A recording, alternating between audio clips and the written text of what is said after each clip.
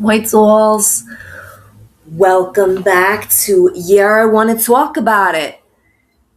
I've got a little green tea and honey going here, a little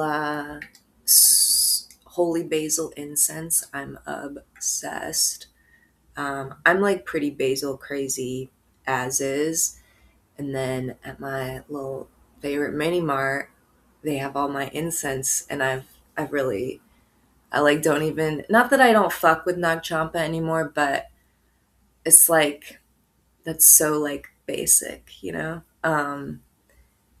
judgies. It has its place, but yeah, the holy basil is like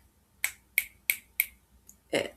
It's it. And I was just listening to Rico Del Oro and the album. I can't remember. It's got a horse on. I think it's called Toro. Um, I will link down below, but absolutely, if you at all like kind of like vaqueros, like contemporary, like if Johnny Cash were Mexican, like cowboy vibes, highly recommend, highly recommend. Which brings me to my first, I wanted to walk about it. I saw him play last night. There was a showcase um, for Music Neighbors, which I found out, I looked into. It's like, I'm pretty sure they're a non-profit.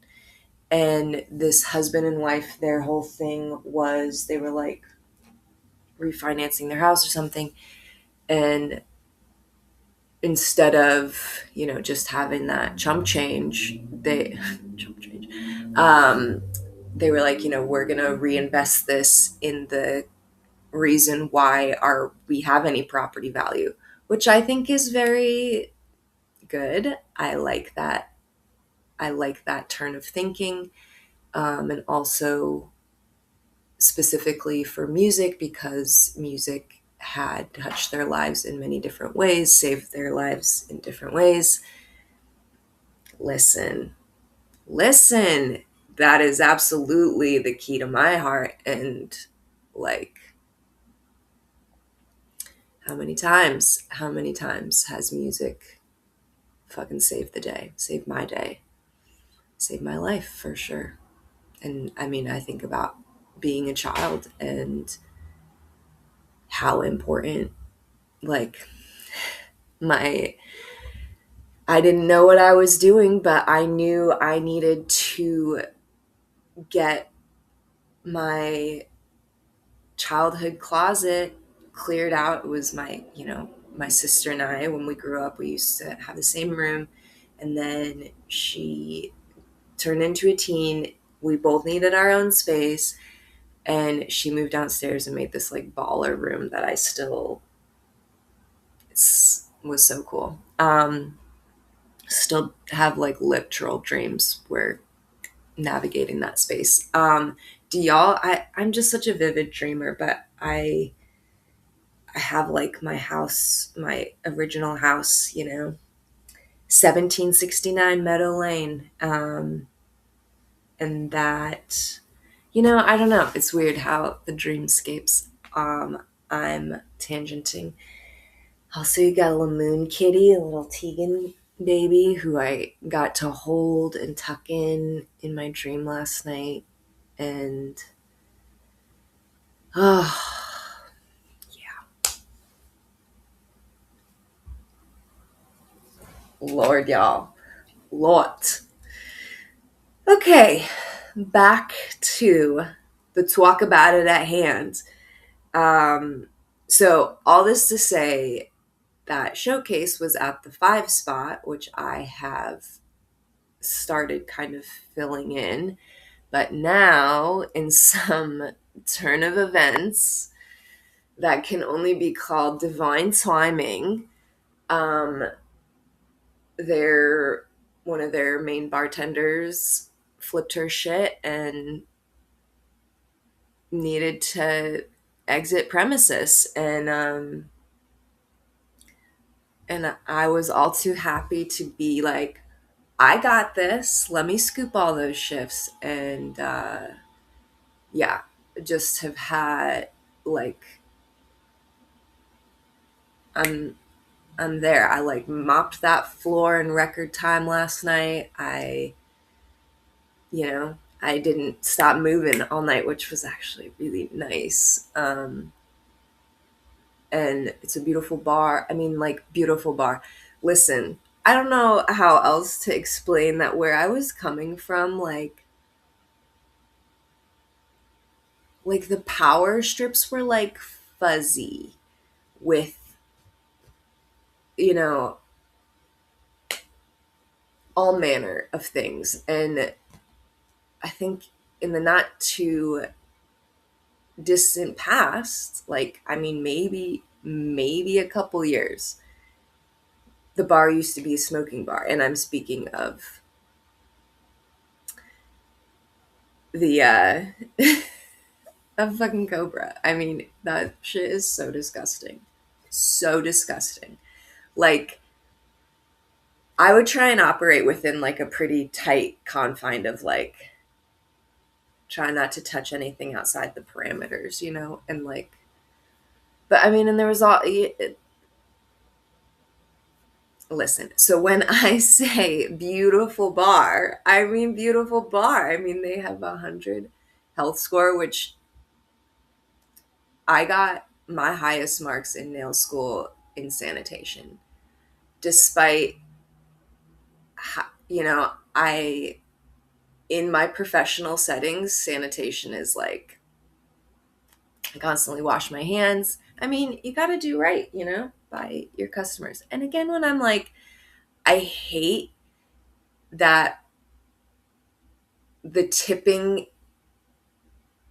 of bartenders is like, or service folk is a concept that seems to evade people and that they act so ignorant of. And like, you cannot be in this day and age and not be tipping people. Like, I don't know who needs to tell you this. I feel like there should be, how there's like signs when it's like, you, by entering this premises, you are like agreeing to be videotaped or something.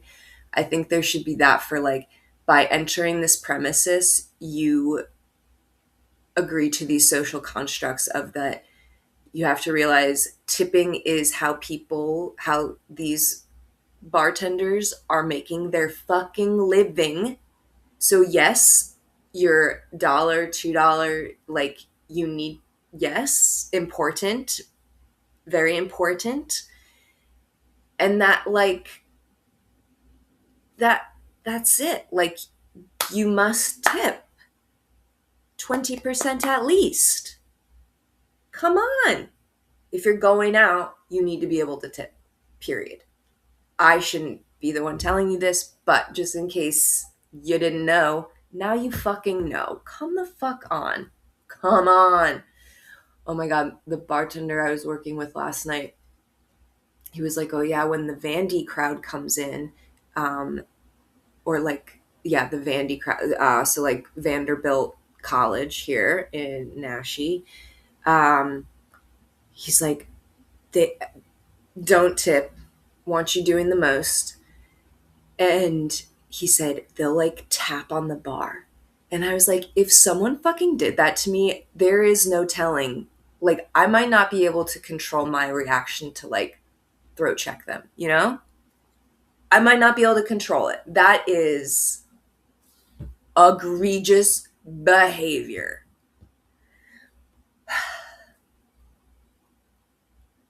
Talking about it. We're talking about it. And that changes it, changes the energy. Mm. Ooh, still too hot.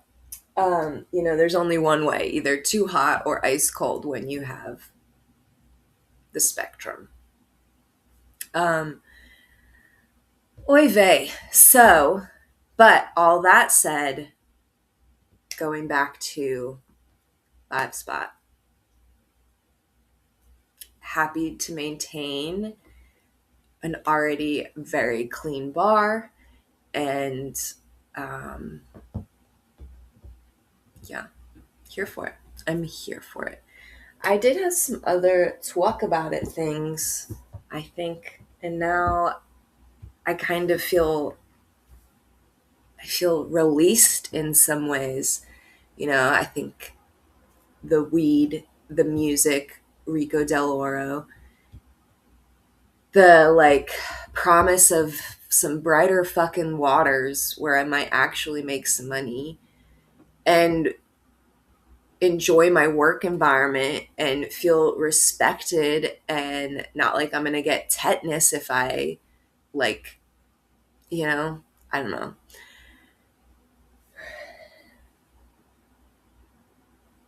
All good things, I guess.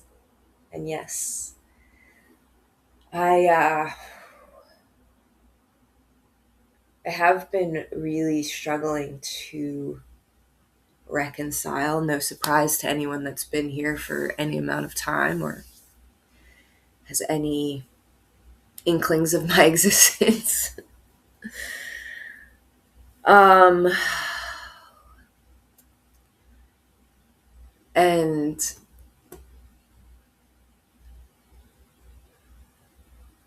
helped kind of reined in by my pal Sista, brilliant artist, drawer of all the Tegan portraits. We'll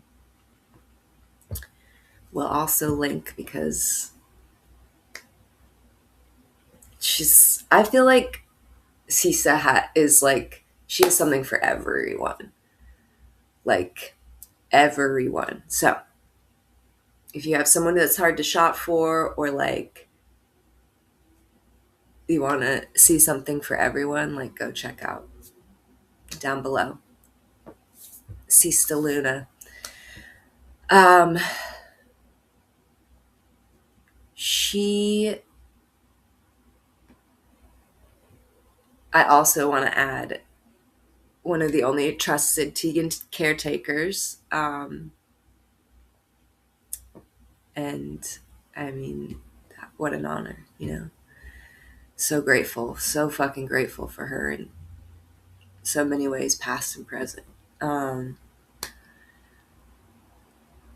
but she really helped me kind of distill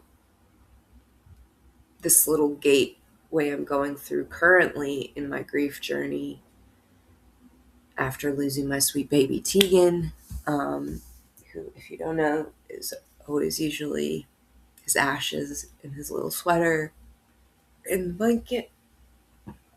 I'm so grateful to have this baby moon kitty keeping it real, keeping it real. Um, Cat boundaries. It is something I deeply need to instill into my own existence, and the girl is teaching me some things. Anyhow, she's like rolling around in here. I wish you could see it. You can't see that much, but anyhow,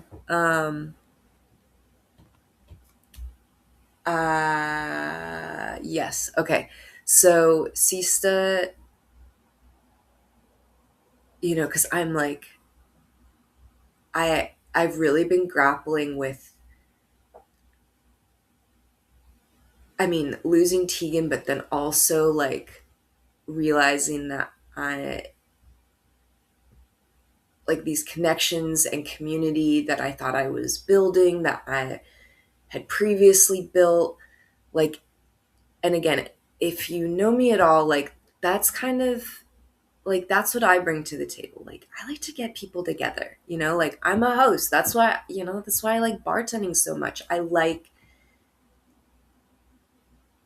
that experience. I like doing that magic, like it's kind of like a maestro, right? Like I'm the conductor.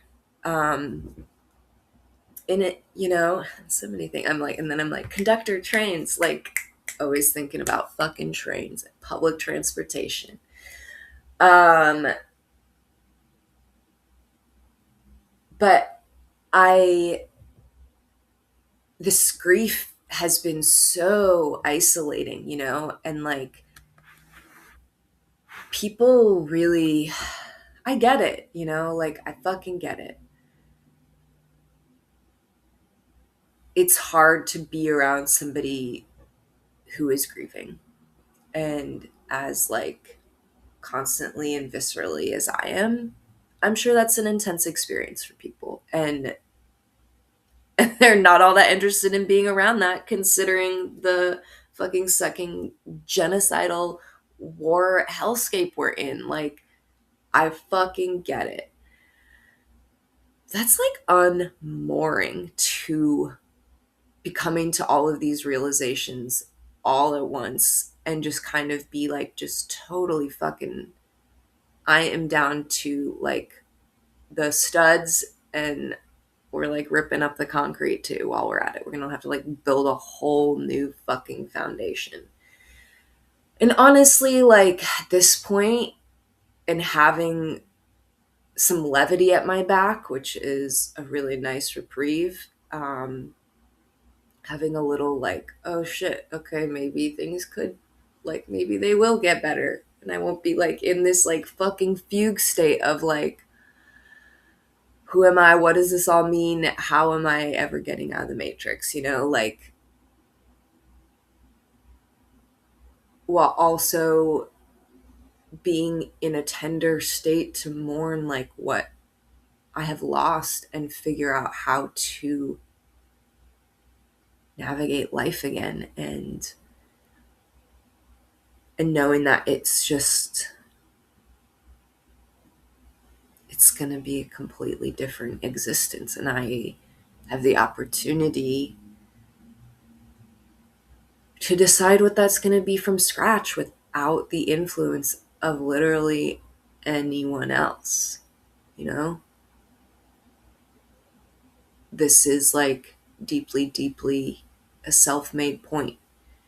And, you know, and I say self-made not without all of my past and without like the threads that keep, you know, like Sista, like people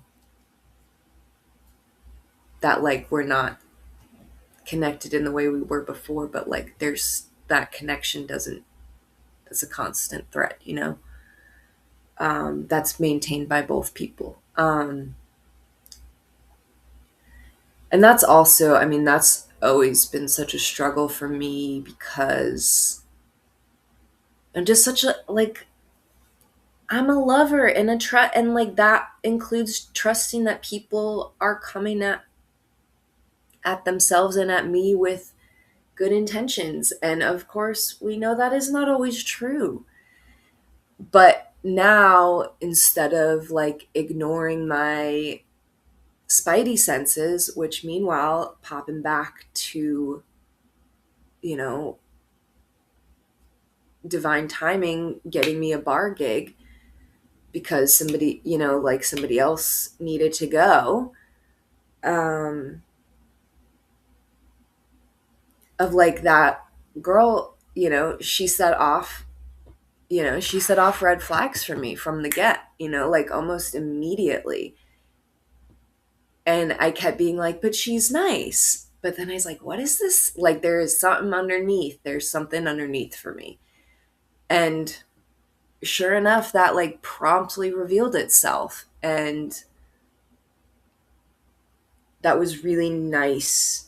And I think important for me to get such direct validation of what I was feeling and having it be proved right, you know, because, you know, the converse of that is having been in all of these like narcissistic, abusive relationships from my parents and their people, and, you know, to my romantic relationships and toxic friendships, you know, like, um, it was a constant like being told I'm wrong. Oh, and I neglected, and like a therapist having, you know, I don't know that she was a narcissist, but like that gaslighting, you know, of like, I couldn't tell what, you know, like I was being told how I was feeling. I was being told what it was, but it wasn't, you know? And like, and I was, I mean, that's just like been such a constant experience in my life, throughout my life, all these different phases of, being told stuff was what it wasn't, and that I was like wrong, even though I was right. Um, I mean, what just popped into my head was I had this clown of a human that I was romantically involved with, and she she was definitely like a fuckboy, to be clear, to be very, very clear. Um, and I was in college, I was in an art class. I think it was painting or drawing. Drawing, I think it was drawing. And I remember sitting at my easel and like my charcoal and just getting this like, oh, she's cheating on me. And like text her, I think I'm like, are you cheating on me? And I think she's like, how would you know that? And like, but yeah, not for nothing, Huns. Yeah, you always know. You always know. But again, like, the gaslighting of it. Oh my God, that just reminded me of, I dated this fucking girl, and I used to throw this like dance party, gay dance party in St. Pete, and it was called Glass. And um, I was dating this girl. She would get obliterated drunk and just unhinged. I mean, she was unhinged when she wasn't drunk. She was unhinged. And would get like super volatile. Um and I was like standing, I think I was standing up at the DJ booth. I was standing like over on the side, and the kind of walkway, the entrance was like up here. And I'm standing there and I see this girl and I see Chantal, and they were like, she was like yelling at her or something. And then they kissed. They were like literally, they kissed literally in front of me. I saw it happening. And even to this day, I'm like, was that really real? It was. It fucking was. And I was already at the end of my rope. Like I knew it needed to be fucking over. And then I'm like, oh my God. But I was like, not that I it was like I didn't really care that she was kissing another girl, because I was like, this is just the icing, the cherry on top.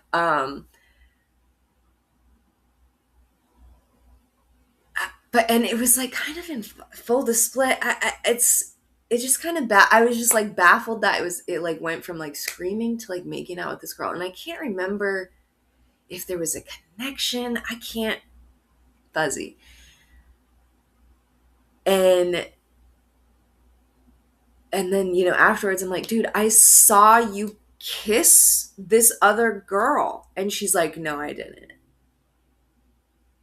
Like completely denied it. I mean, I think to this day maybe would deny it.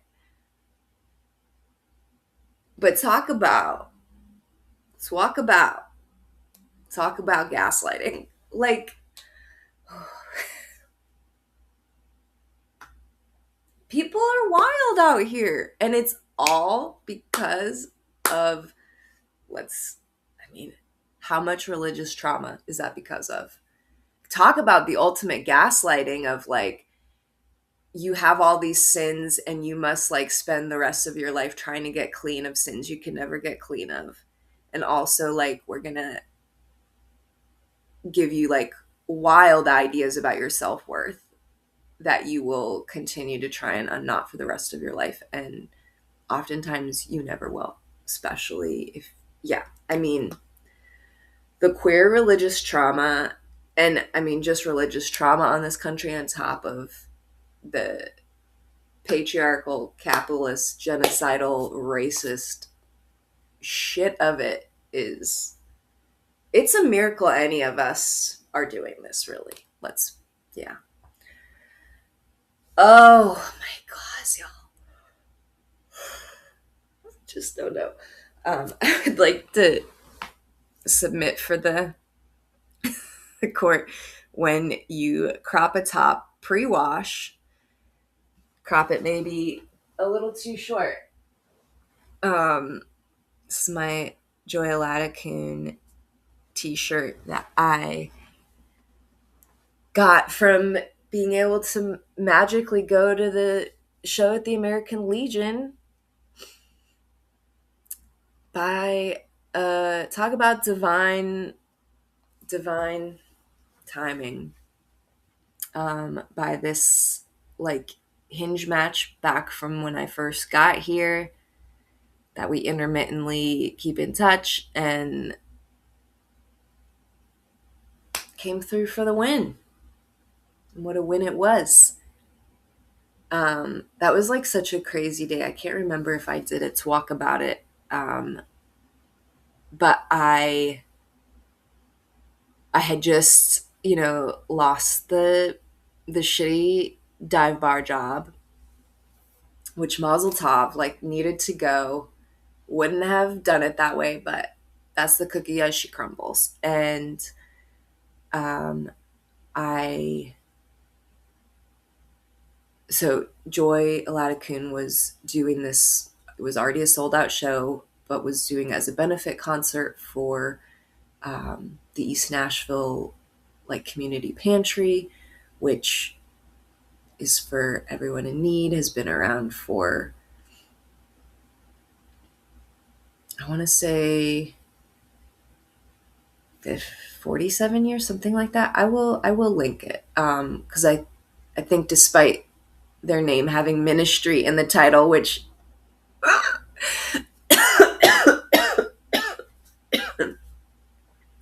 the work that they're doing is invaluable, and that they've been doing it. They have a legacy of doing it already. And, community resources are where we need to put our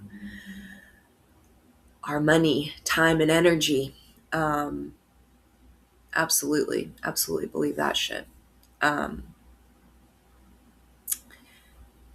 So I was like, missed that. And then I get this text and from this, past hinge match, and she's like, hey, do you want to go to the Joy Latticoon concert with me? I remember you like her. And I was like, for free? And she's like, yeah. And I was like, yeah. What? How incredible. So I walked. I dropped off my keys at Cobra and walked on up the Gallatin to the American Legion, and saw Joy. And it was, I mean, as soon as she was like walking on stage, just like waterworks. And then she started playing. It was just fucking incredible. She's such an incredible artist. And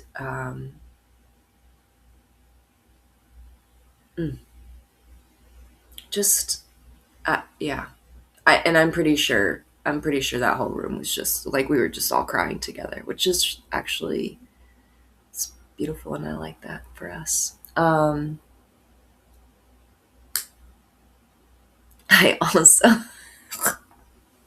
I went to get a beer, and it was like one person away from the front of the stage. And so, I had to backtrack through, and I see this like cute girl And we kind of, like, oh, and then like on the way back through, I kind of was like, oh, come up to the front with me. And, but like, it was like, I was keeping it moving, but it was just like kind of one of those, like, you want to like come up? She did not. But then later on in the show, um, Joy's team comes out and like presents her with her gold record for Sweet Symphony. And sure enough, the girl who I was like, come up to the front, she's like part of Joy's like management team.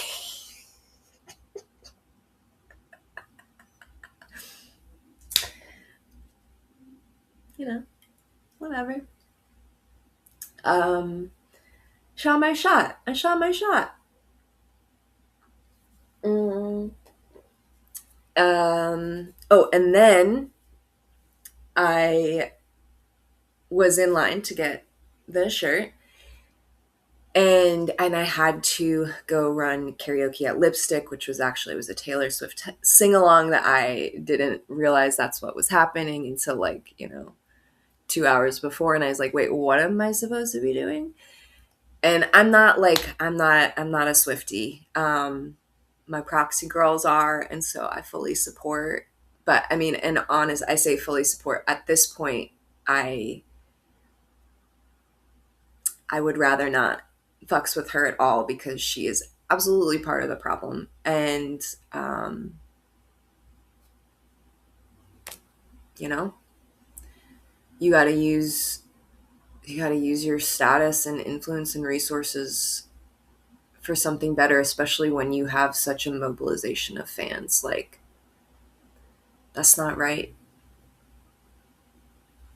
That should be they should be that should be the ranks for the revolution. Like, that's what these. Oh, that is going to lead me, if I can catch that thread again. That is a train that we're going to go on. The America Ferrera, "Who Do You Think You Are" train.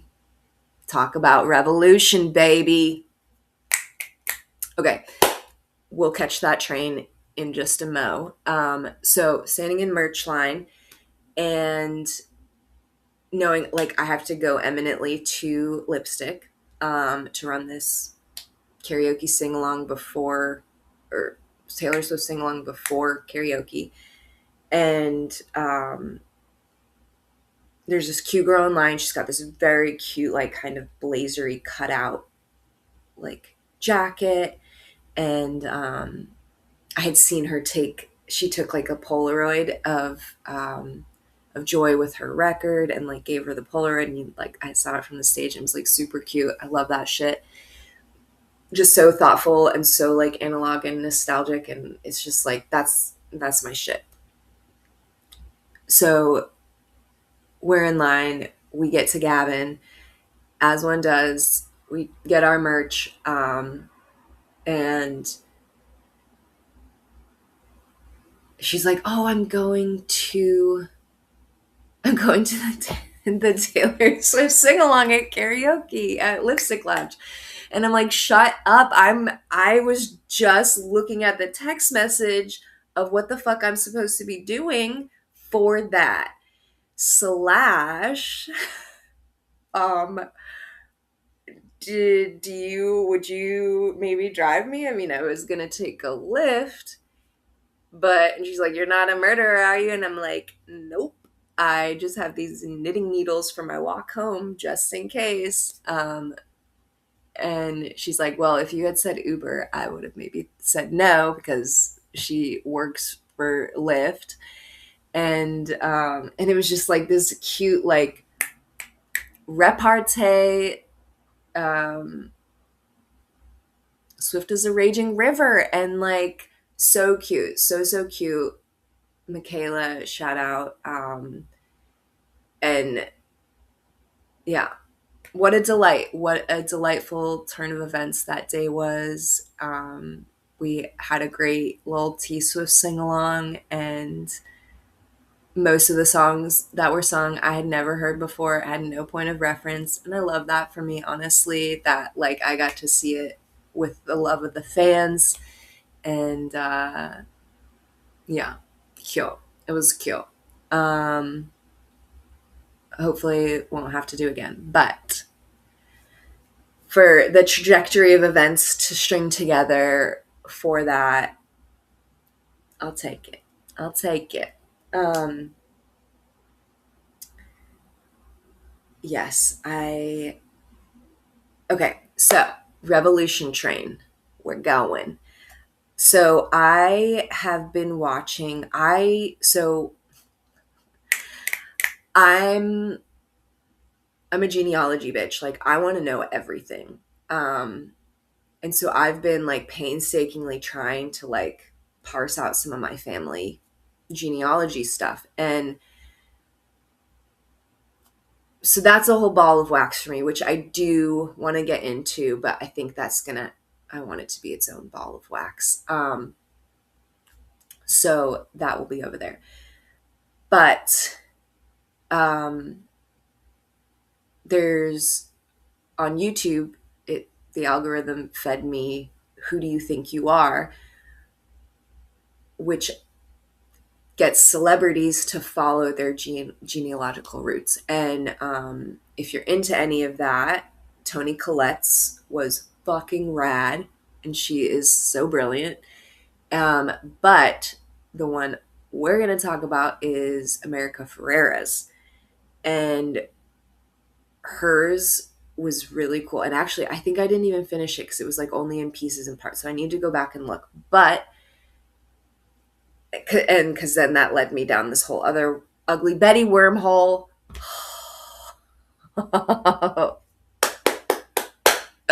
Which is a whole other train that we're going to have to take. But it turns out that like her great great grandfather was this like general in the Honduran political landscape, and um, was like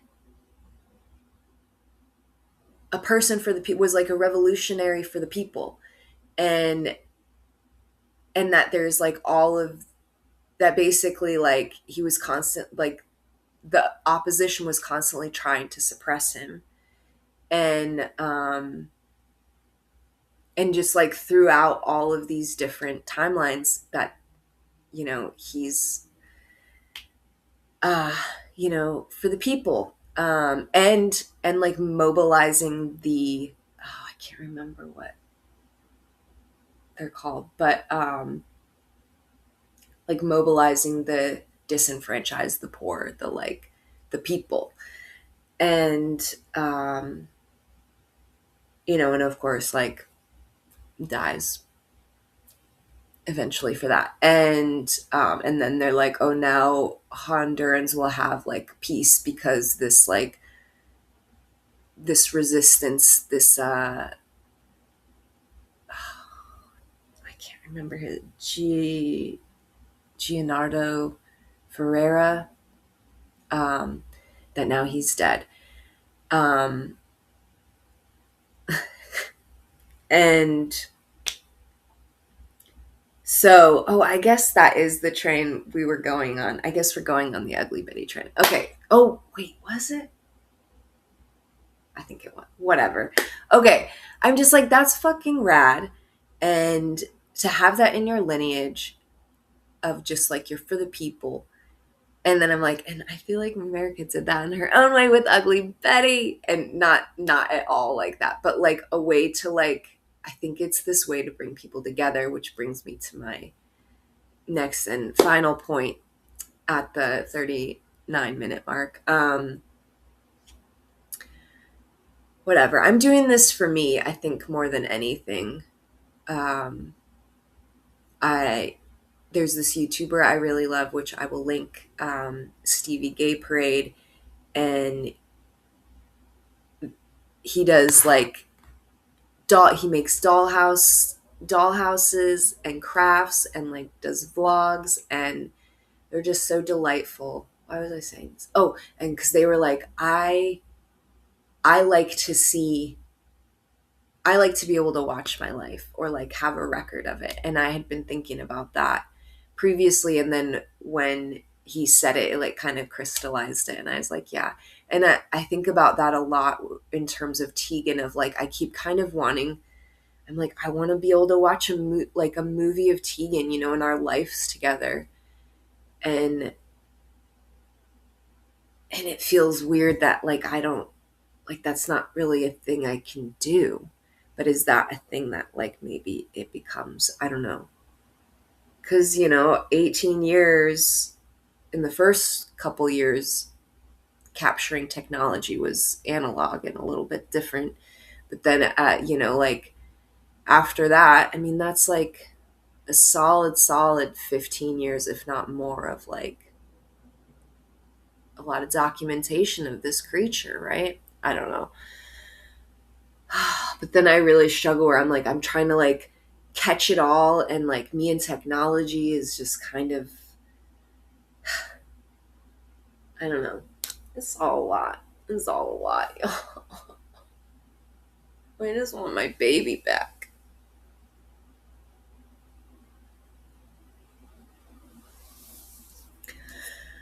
All right. I think I'm going to end it there because the next train we take will be to the land of the Suarezes and Ugly Betty, and how that is a piece of like pulling me out from under all this stuff and the divine orchestration for me to find all that. All right, Dwellings. It's all in nobody shame you, and please don't shame yourself. Big hug from me to you. Till next time, Dwellings.